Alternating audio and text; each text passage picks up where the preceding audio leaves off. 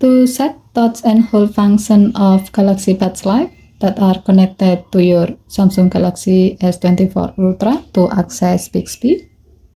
While you are wearing both earbuds, go to the app screen. Find the wearable app. To find it quickly, tap the search bar at the top of the screen and then type the app name. Next, tap the app to open it.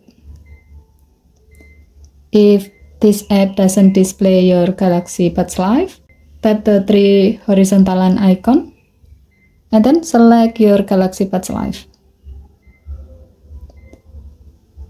Next, tap touch control and then tap one of the earbuds you like to set its touch and hold function to access Bixby.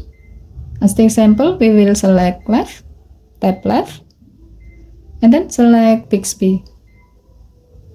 As a note, if previously this function had been set to a paired function like volume controller, then changing one of the earbuds to access Bixby will automatically set the other one to active noise cancelling.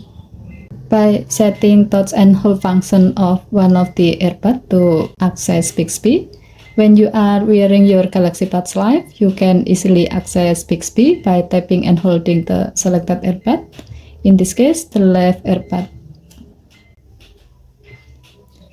What time is it in France?